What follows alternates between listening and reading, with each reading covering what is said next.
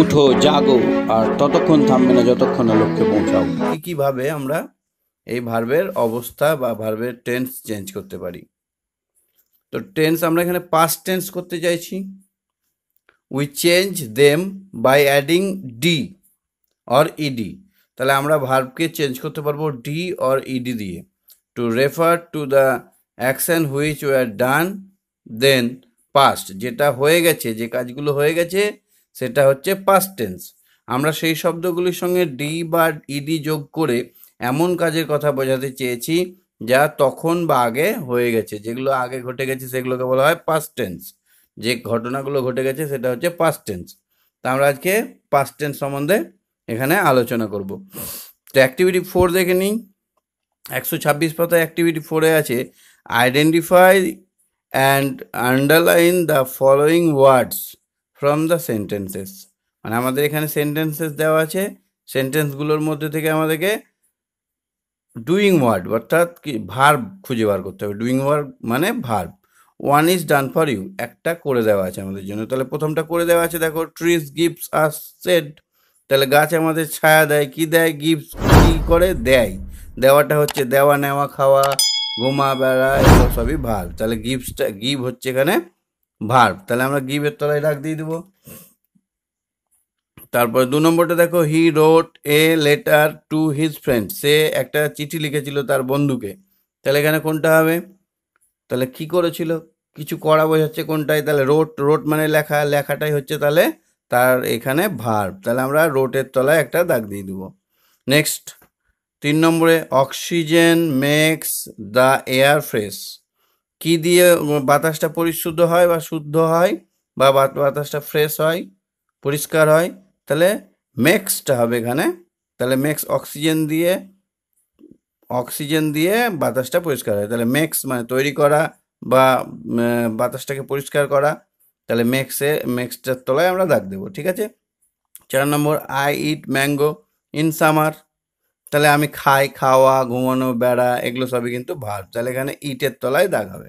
তাহলে আমরা বুঝে নিলাম যে ভার্ব কোনগুলো এই সেন্টেন্সগুলো থেকে। এবার আমরা চলে যাব activity 5-এ।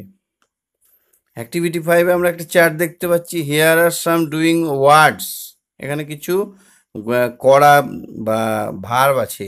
Now add D or ED to this to from doing words that refer to then past. আচ্ছা, এখানে আমাদেরকে কিছু ভার্ব দেওয়া আছে। এখানে আমাদের তাদের শেষে ভার্ব অনুযায়ী এস বাই ইডি বা ডি যোগ করতে হবে। One is done for you.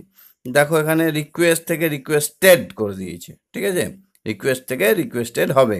Decide, decide থেকে ডিসাইডেড, ইডি যোগ হবে। এখানে ইডিটা যোগ হবে। হ্যাঁ, ডিসাইড, এখানে ই আছে তার জন্য এখানে একটা ডি যোগ হবে।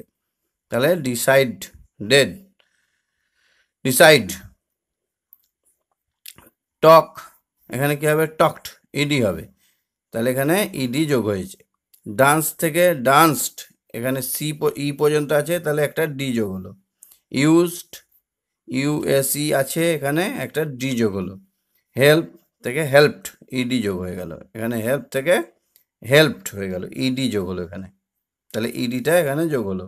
এখানে ডিটা যোগ হলো, এখানে ডিটা যোগ হলো, এখানে ইডিটা যোগ হলো, এখানে ডি যোগ হলো। তাহলে ফিনিশ থেকে ফিনিশড, ইডি যোগ হলো। স্টার্ট থেকে স্টার্টেড, ইডি যোগ হলো। তাহলে আমরা দেখে নিলাম ইডি যোগ করে আর ডি যোগ করে কি করে বর্তমান কাল থেকে ভবিষ্যৎকালে ভার্বের পরিবর্তন করা যায়। এবার আমরা চলে যাব 127 পৃষ্ঠায়। 127 পৃষ্ঠায় আমরা দেখব অ্যাক্টিভিটি 6। 6-এ কি আছে? Fill in the blanks with appropriate form of doing ওয়ার্ডস। তাহলে এই ডুইং ওয়ার্ডসটার অ্যাপ্রোপ্রিয়েট ফর্ম দিয়ে আমাকে এই শূন্যস্থানগুলো ফিল আপ করতে হবে। Given in the brackets now present, now মানে এখন, এখন যেটা চলছে সেটা হচ্ছে প্রেজেন্ট। দেন মানে পাস্ট, যেটা হয়ে গেছে সেটা পাস্ট বা ভবিষ্যৎকাল, অতীতকাল। এখন যেটা চলছে সেটা বর্তমান, আর যেটা হয়ে গেছে সেটা অতীত, আর যেটা আসবে সেটা হচ্ছে ভবিষ্যৎ। তো one is done for you একটা আবারও করে দেওয়া আছে। 1 নম্বরে the car struck with a big stone and stopped.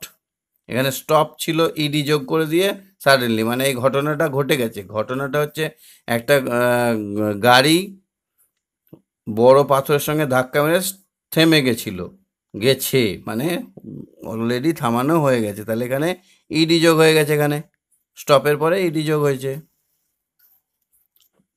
আচ্ছা, I give my address yesterday. Yesterday মানে কি, গতকালকে।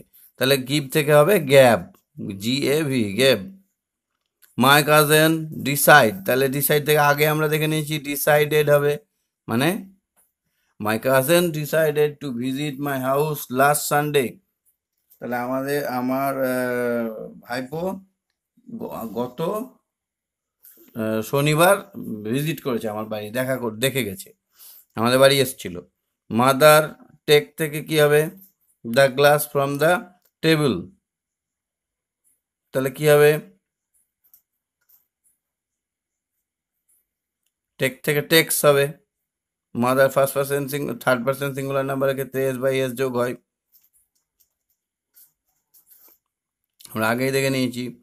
I want to talk to her, আমি বলতে চাই কথা, এখনো মানে বলতে চাই, তাহলে টকড ইডি যোগ হবে এখানে। 6 নম্বর ইয়েস্টারডে হি রিকোয়েস্টেড, তাহলে গতকালকে সে রিকোয়েস্ট করেছিল, ইডি যোগ করতে হবে, রিকোয়েস্টের সঙ্গে ইডি যোগ করে এখানে বসাতে হবে। আই অলওয়েজ হেল্প থেকে কি হবে, হেল্পড হবে, ইডি হবে, হেল্পড। ইন্ডিয়ান প্লে থেকে কি হবে, প্লেড হবে। Very well in the last, মানে আগের দিনের এটাই।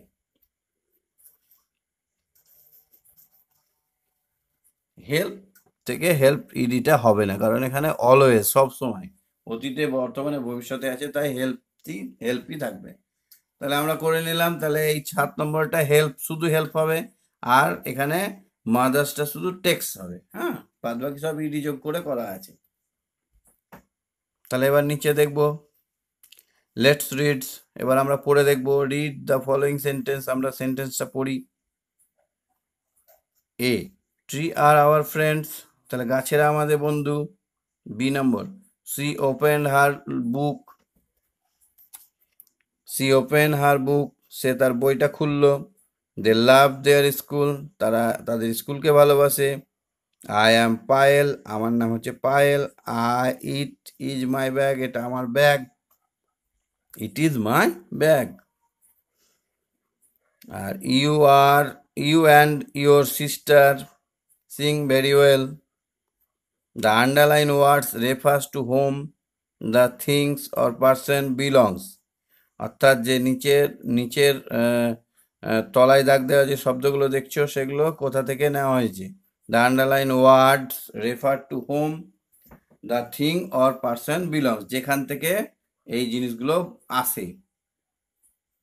তাহলে ট্রিজ আর আওয়ার ফ্রেন্ড, আমাদের বন্ধু। সি ওপেন্ড হার, কার বইটা খুললো, কাদের বন্ধু, আমাদের বন্ধু। কার বইটা খুললো, তার বইটা খুললো। লুক দেয়ার, তাদের স্কুলকে ভালোবাসে। তাহলে যাদের, তাদের, তার, এইসব বোঝাতে এই শব্দগুলো ব্যবহার করা হয়। মাই মানে আমার, আমার নাম, তাহলে এখানে মাই। ইউর, তাহলে এখানে কি হলো, তুমি এবং তোমার, কার বোন, তোমার বোন। তাহলে এখানে এইগুলো হচ্ছে কি না, কোথা থেকে সেই শব্দটা এসছে সেই রকম।